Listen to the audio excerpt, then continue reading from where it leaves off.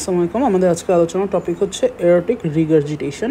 Regurgitation শব্দের অর্থ বমি করে দেওয়া, আর এরোটিক রিগার্জিটেশন অর্থ হচ্ছে আমাদের যে লেফট সাইডেড সেমিলুনার ভালভ যেটা এরোটাতে অবস্থান করে এবং যার নাম হচ্ছে এরোটিক ভালভ, এইটার ফেলিয়ারের জন্য যদি ব্লাড সিস্টোলে পুশ আউট হওয়ার পর যখন ডায়াস্টোলের শুরুতে বন্ধ হয়ে যাওয়ার কথা, তখন বন্ধ না হয়ে যদি এটা থাকে মানে ওপেন থাকে, তখন হচ্ছে ব্লাডটা এরোটা থেকে আবার রাশ ইন করে inside of the heart chamber, left ventricle আর কি। তো সেটাই হচ্ছে এরোটিক রিগার্জিটেশন। এটার প্যাথোজেনেসিস বোঝাটা এক্সট্রিমলি ইম্পর্ট্যান্ট ফর সামনের আলোচনা। তো এই জন্য হচ্ছে আমরা একটু ইন শর্ট এখানে বলে নিচ্ছি। এরোটিক রিগার্জিটেশনের জন্য যেটা হয়, আমি যদি একটু হার্টের চেম্বারের একটা রাফ ছবি আঁকি, এই ধরলাম হচ্ছে আমাদের left heart, left atrium, left ventricle, আর এই হচ্ছে এরোটা।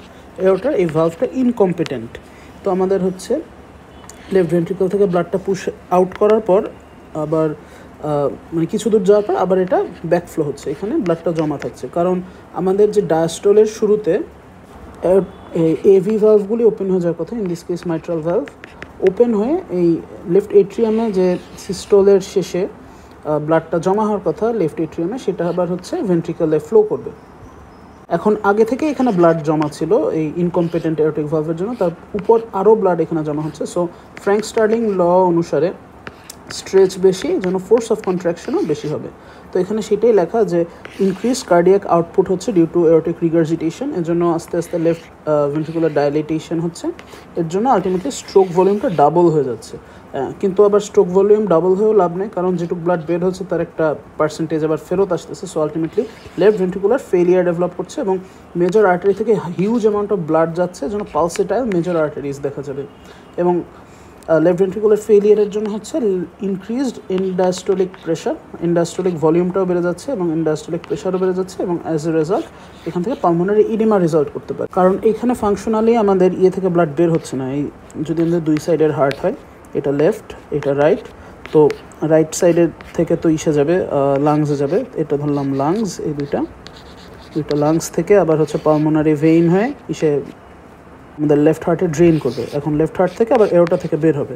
এখন এরোটা কাজ করতেছে না, সো এখানে ব্লাডের স্টেসিস আছে।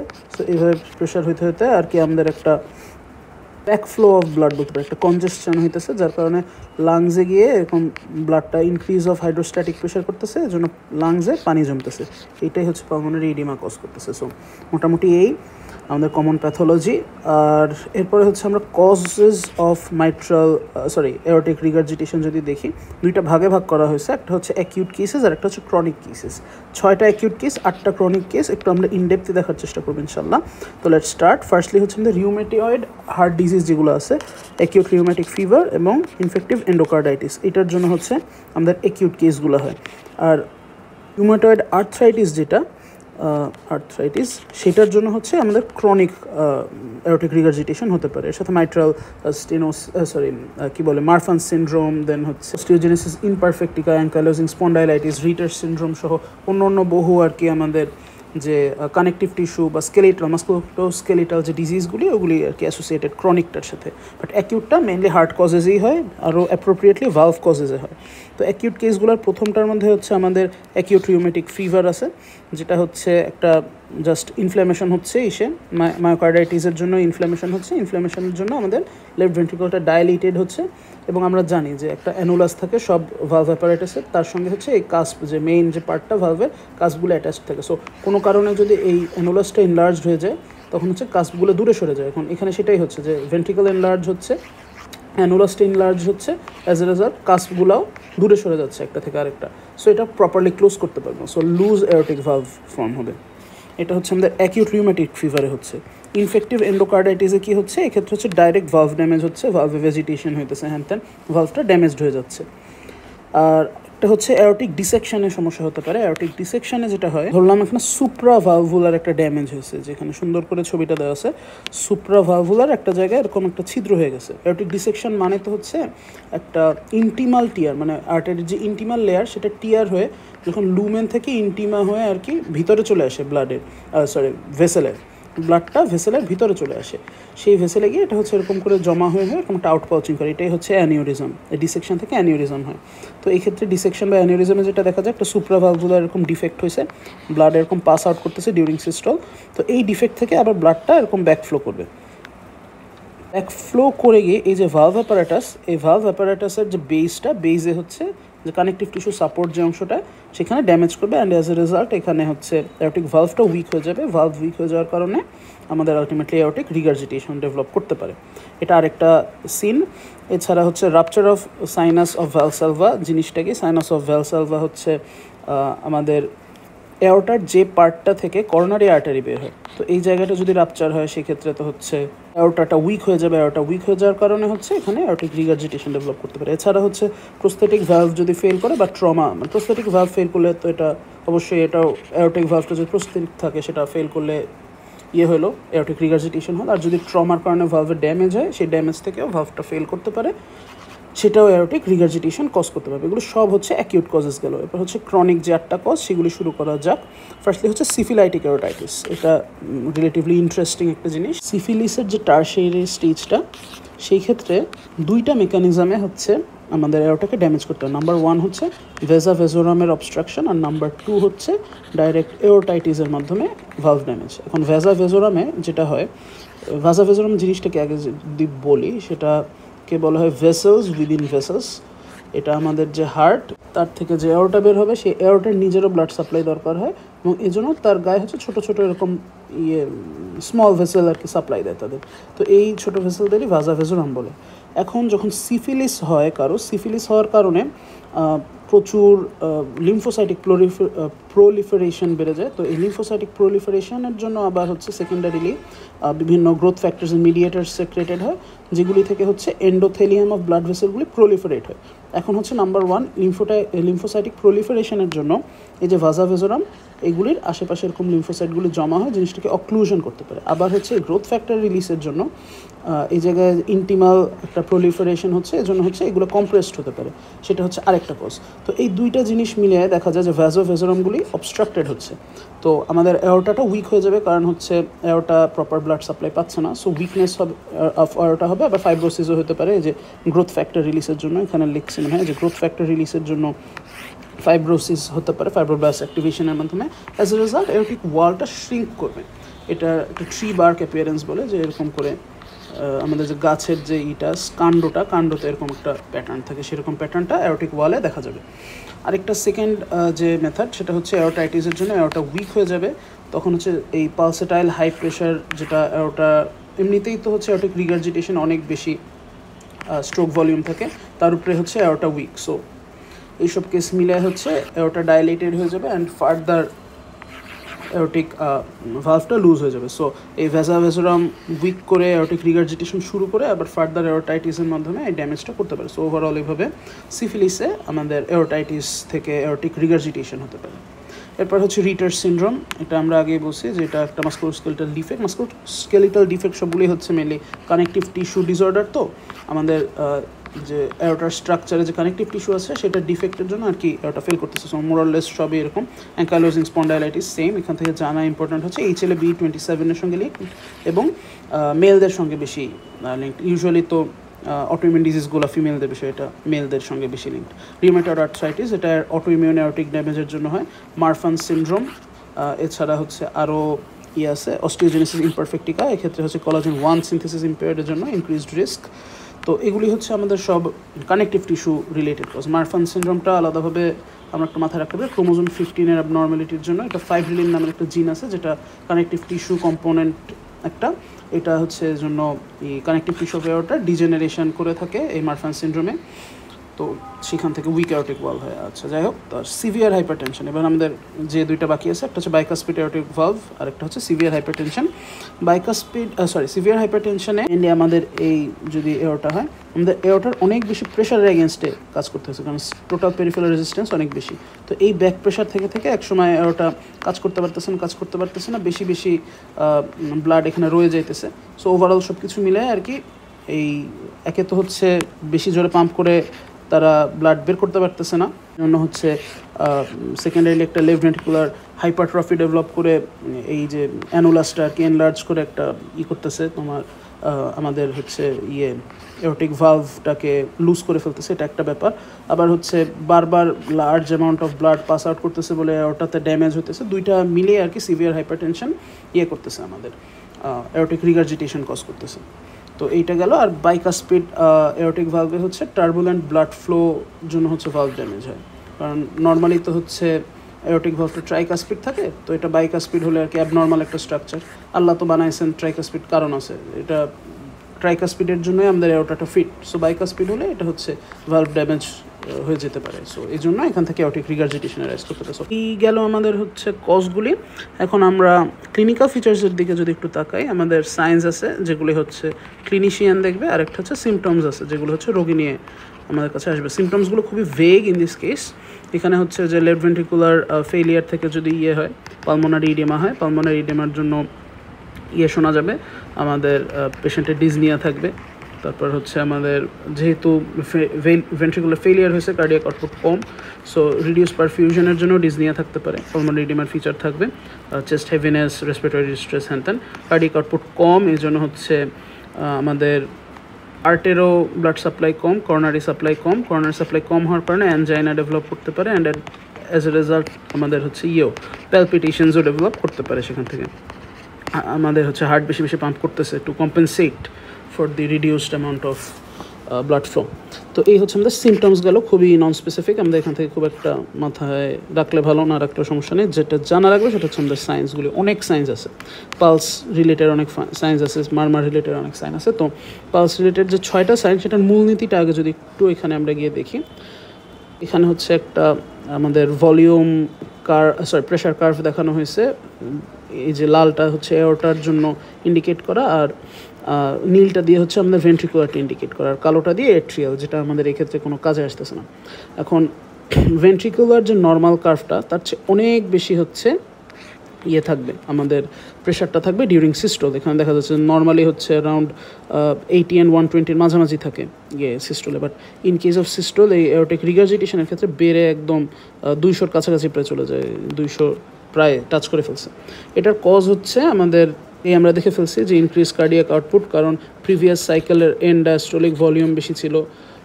তারপরে আমাদের এওরটিক রিগার্জিটেশনের জন্য হচ্ছে ইমিডিয়েটলি সেই সাইকেলেই আবার কিছু ব্লাড এসে জমা হইতেছে, সব কিছু মিলে অনেক বেশি আর কি কার্ডিয়াক ওয়ালের উপর স্ট্রেস থাকে, অনেক বেশি ব্লাডটা সিস্টোলের সময় বের হয়। সো ইনক্রিজড স্ট্রোক ভলিউমের জন্য আমাদের এসবিপিটা বেশি, এখানে সেটাই লেখা যে এসবিপি অনেক বেশি ইনক্রিজ থাকতেছে। আর সেকেন্ড ইস্যু হলো আমাদের ডায়াস্টোলিক ব্লাড প্রেশার। তো আমরা ডায়াস্টোলিক ব্লাড প্রেশারের একটু বেসিক নলেজটা যদি রিভিউ করি, ডায়াস্টোলিক ব্লাড প্রেশার হচ্ছে, ডায়াস্টোল মানে হচ্ছে রিল্যাক্সিং হার্টের সময় যে প্রেশারটা এক্সার্টেড হবে। সিস্টোলিক ব্লাড প্রেশারে তো আমাদের ফোর্স অফ কন্ট্রাকশনের জন্য যে ব্লাড ফ্লোটা হয়েছে সেটার সময় যে প্রেশারটা এক্সার্টেড হয় সেটার মেজারমেন্ট। আর ডায়াস্টোলিক ব্লাড প্রেশার হচ্ছে রিল্যাক্সিং হার্টের প্রেশারের মেজারমেন্ট। এই সময় হচ্ছে আমাদের আর্টারিতে যে ব্লাডটা ফ্লো হচ্ছে, এই ব্লাড ফ্লোয়ের জন্য যে প্রেশারটা হয় সেইটাই হচ্ছে আমাদের ডায়াস্টোলিক ব্লাড প্রেশার। তো এই ক্ষেত্রে দুইটা ফ্যাক্টর, মেজর ফ্যাক্টর এখানে কাজ করে। একটা হচ্ছে আর্টেরিওলার রেজিস্ট্যান্স, যেটাকে আমরা টোটাল পেরিফেরাল রেজিস্ট্যান্স বা আফটারলোড নামে কমনলি চিনে থাকি। আরেকটা ইস্যু হচ্ছে আমাদের উইন্ড কেসেলস ফেনোমেনন। আমাদের ডায়াস্টোলিক ব্লাড প্রেশারটা এই ক্ষেত্রে হচ্ছে উইন্ড কেসেল ফেনোমেননের সঙ্গেই বেশি জড়িত। এটা আসলে কী জিনিস, আমাদের যে এওরটা আছে, এওরটা একটা ইলাস্টিক লার্জ আর্টারি, অনেক ইলাস্টিন আছে এটার গায়ে। তো নর্মাল যে ফিজিওলজিটা, সেক্ষেত্রে হচ্ছে এওরটিক ভ্যালভ আমাদের হচ্ছে at the end of systole এই ভালভটা ক্লোজ হয়ে যাবে, আর পুরো সিস্টোল জুড়ে যে ব্লাডটা এতক্ষণ বের হয়েছিল, সেই বের হওয়া ব্লাডটা এখানে ট্র্যাপড হয়ে যাবে।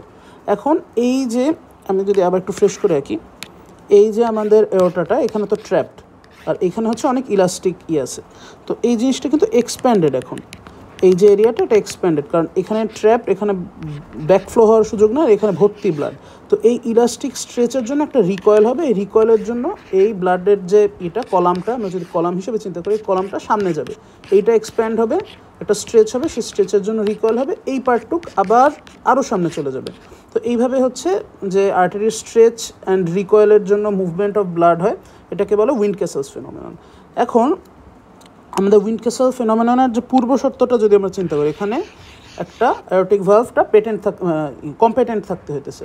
তো এইটা যদি কোনো কারণে ফেল করে, তখন হচ্ছে এরকম যে ব্লাডটা সামনে যাওয়ার কথা, সেটা সামনে না গিয়ে পিছনে চলে যাবে, তাই না? তো সেই ক্ষেত্রে হচ্ছে আমাদের ডায়াস্টোলিক ব্লাড প্রেশারটা মেনটেন হতে পারছে না, এজন্য এটা অনেক বেশি ডিক্রিজ করবে। তো এখানে সেটাই লেখা যে AV valve incompetent, so huge chunk of blood হচ্ছে লেফট ভেন্ট্রিকলে ব্যাকফ্লো করবে, যার কারণে ডায়াস্টোলিক ব্লাড প্রেশারটা অনেক কমে যাবে। নর্মালি 80 থাকার কথা কমে 20 হয়ে যাবে। এখন আমাদের সিস্টোলিক ব্লাড প্রেশার আমরা দেখলাম অনেক বেশি, জায়গাটা একটু ক্লিয়ার করে নেই। আমরা সিস্টোলিক ব্লাড প্রেশার দেখছিলাম অনেক বেশি, আমাদের 200-র উপরে সিস্টোলিক ব্লাড প্রেশার ছিল। আবার ডায়াস্টোলিক ব্লাড প্রেশার আমরা দেখলাম কমে 20 হয়ে গেছে, অ্যারাউন্ড 20। তো এখন এই ক্ষেত্রে আমাদের পালস প্রেশারটা দাঁড়াচ্ছে 180 কাছাকাছি, যেখানে নর্মালি থাকার কথা 40, 120 - 80 = 40। তো এইখানে আমাদের 4.5 গুণ পালস প্রেশার বেড়ে যাচ্ছে। তো এই জিনিসগুলো আমরা মাথায় রেখে ফিচারগুলোতে আসি। আমাদের হচ্ছে একটা লার্জ ভলিউম পালস থাকবে, তো এটা বোঝাই যাচ্ছে পালস প্রেশার অনেক বেশি, এজন্য লার্জ ভলিউম অফ পালস। আর এটাকে কলাপসিং পালস বলে, কারণ হচ্ছে এসবিপি এবং ডায়াস্টোলিক ব্লাড প্রেশারের মধ্যে একটা হিউজ ডিসপ্যারিটি। এজন্য হচ্ছে এরকম যে দুইটা ওয়েভ পালসের, এই ওয়েভ দুইটার মধ্যে হিউজ একটা ডিস্টেন্স, একদম কলাপস করতেছে, এরকম ঠাস করে উপরে উঠে এরকম ধুম করে পড়তেছে, এরকম একটা ব্যাপার। এই কলাপসিং পালস বলে এটাকে। এর আরও কিছু নাম আছে, এটাকে ওয়াটার হ্যামার পালসও বলে, আবার হচ্ছে করিগ্যান্স পালসও বলে। ওয়াটার হ্যামার, আচ্ছা, ওয়াটার হ্যামার একটা খেলনা ছিল সম্ভবত এনশিয়েন্ট ইংল্যান্ডে, আমি হিস্ট্রিটা ভুলে গেছি। যাই হোক, তো এই জিনিসটা হচ্ছে আমরা এক্সপ্লেনেশন পেলাম। এবার হচ্ছে লো ডায়াস্টোলিক প্রেশার কেন হয় সেটাও বুঝতেছি, পালস প্রেশার বেশি থাকতেছে সেটাও বুঝতেছি।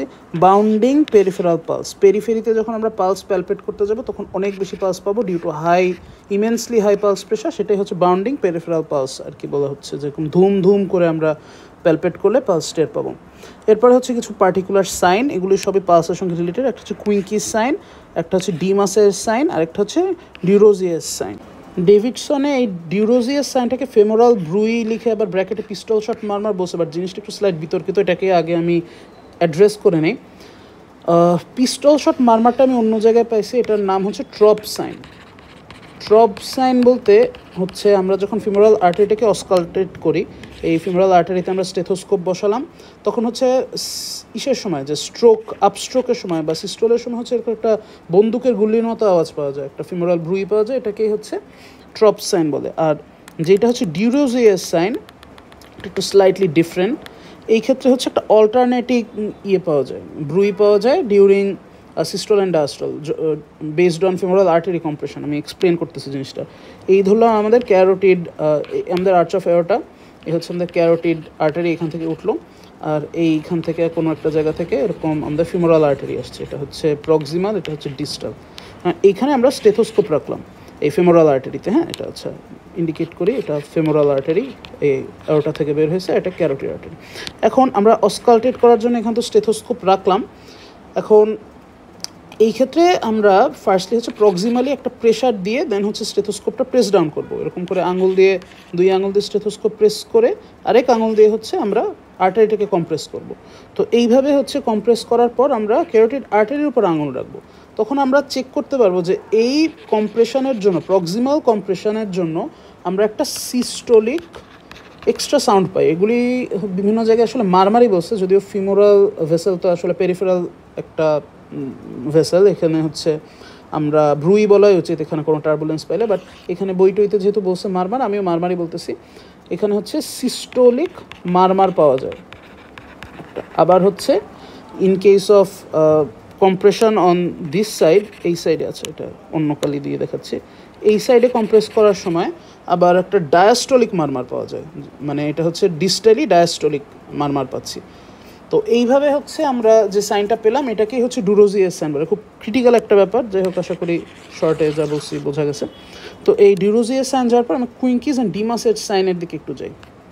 এখানে এই তিনটার কথাই বলি, ডিমাসেট সাইন, কোরিগ্যান্স সাইন, কুইঙ্কিস সাইন। কোরিগ্যান্স সাইন আমরা আগে অ্যাড্রেস করে ফেলছি, এটা হচ্ছে মেনলি আমাদের ওয়াটার হ্যামার পাস যেটা, সেটাকে কোরিগ্যান্স সাইন বলে। বাট এই কনটেক্সটে আবার আরেকটা জিনিসকে কোরিগ্যান্স সাইন বলে। আমাদের যে ক্যারোটিড আর্টারি, এটা হাই লেভেল অফ ব্লাড ফ্লোয়ের জন্য এরকম মনে হয় যেন মুভ করতেছে ক্যারোটিড আর্টারি, সেটাকেও কোরিগ্যান্স সাইন বলা হয় মানে কিছু কিছু জায়গায়। আসলে আই এম নট শিওর যে উইচ ইজ মোর অ্যাপ্রোপ্রিয়েট। তো এখানে যেটা বলছে এটাকেও আমরা ধরে নিতে পারি, আই গেস ইটস সেফার, যে আমাদের মুভিং ক্যারোটিড আর্টারিটাকেই due to more blood flow Corrigan's sign বলে। এখন হচ্ছে ডিমাসেট সাইন, এটা বেশ ইন্টারেস্টিং, এটাও ক্যারোটিড আর্টারির সঙ্গে জড়িত। এই ক্ষেত্রে হচ্ছে আমাদের হেডকে তো আসলে ক্যারোটিড আর্টারিরা সাপ্লাই দিতেছে। এখন যখন সিস্টোলের সময় হচ্ছে হিউজ অ্যামাউন্ট অফ ব্লাডটা এখানে রাশ ইন করতেছে, কারণ হচ্ছে অনেক বেশি systolic blood pressure, stroke volume অনেক বেশি। সো এক্ষেত্রে অনেক বেশি ব্লাডটা যখন করতেছে, এন্টার করতেছে, তখন আমাদের মাথাটা ভারী হয়ে সামনে ঝুঁকে যাচ্ছে। আবার ডায়াস্টোলের সময় এই ব্লাডটা আবার ধাম করে নিচে নেমে আসতেছে। সো এই নিচে নামার সময় আবার খুব বেশি হালকা হয়ে যেতেছে, তখন আবার মাথাটা সোজা জায়গায় চলে আসতেছে। সো এরকম মাথাটা একবার সামনে ঝুঁকতেছে, একবার পিছনে উঠতেছে, এই জিনিসটাকে নডিং অফ হেড বলে। তো এরকম নডিং হচ্ছে, সেটাই হচ্ছে ডিমাসেট সাইন। তো এখানে টেক্সটে সেটাই লেখা। আর ফাইনালি হচ্ছে কুইঙ্কিস সাইন। কুইঙ্কিস সাইন বোঝার জন্য আমাদের যে বেসিক জিনিসটা বুঝতে হবে, আমাদের যে নখ আছে, এটা আমাদের যদি নখ হয়, নখের এইখানে একটা রেড পার্ট থাকে, এখানে একটা হোয়াইট পার্ট থাকে, আর এখানে একটা তাদের ডিলাইনিয়েটিং একটা বর্ডার থাকে, তাদের একটা ডিমার্কেটিং একটা বর্ডার থাকে। এখন এই বর্ডারটা ইউজুয়ালি নর্মাল মানুষের ক্ষেত্রে ফিক্স থাকে। কারণ কি? কারণ হচ্ছে এই যে আঙুল পর্যন্ত বা নেল বেড পর্যন্ত যে আর্টারিটা ব্লাড দিতেছে, সেটা খুবই স্মল একটা আর্টারি, ইভেন একটা ক্যাপিলারি বলা যায়। নর্মালি এই ক্যাপিলারির কোনো পালসেটাইল মোশন থাকে না। সো এখানে ফিক্সড একটা আর্টারি থাকতেছে, এই জন্য এই যে বর্ডারটা এটা মুভ করতেছে না। বাট যদি কোনো কারণে ক্যাপিলারিটা পালসেট করতো, তখন হচ্ছে দেখা যেত একবার সামনে আসতেছে, একবার পিছনে আসতেছে। এবং এই ফেনোমেননটা দেখা যায় in case of aortic regurgitation. রিগার্জিটেশনের সময় দেখা যায় এই বর্ডারটা ফিক্স থাকতেছে না, সামনে আসতেছে, পিছনে আসতেছে, এরকম মুভমেন্টের মধ্যে আছে। তো টেক্সটে সেই কথাটাই বলা যে নর্মালি মেজর আর্টারিতে পালসেটাইল ফ্লো যেটা থাকে, সেটা হচ্ছে পেরিফেরাল স্মল আর্টারিতে স্লো ডাউন করে এবং রেগুলার হয়ে যায়। নেইলের যে মার্জিনটা পিঙ্ক অ্যান্ড হোয়াইট এরিয়ার মধ্যে, সেটা হচ্ছে এই জন্য স্টেবল থাকতেছে। বাট এওরটিক রিগার্জিটেশনে পালস প্রেশার অনেক বেশি হাই হয়, যার কারণে মার্জিনটা হার্টবিটের সঙ্গে মুভ করে। এই ক্যাপিলারি পালসেশনের ফেনোমেননটাকেই হচ্ছে কুইঙ্কিস সাইন বলে। তো মোরলেস এই আমাদের নিয়ে আলোচনা, পালস নিয়ে আলোচনা। এরপর বাকিটা ইনশাল্লাহ আমরা নেক্সট ভিডিওতে আলোচনা করব। ধন্যবাদ। আসসালামু আলাইকুম।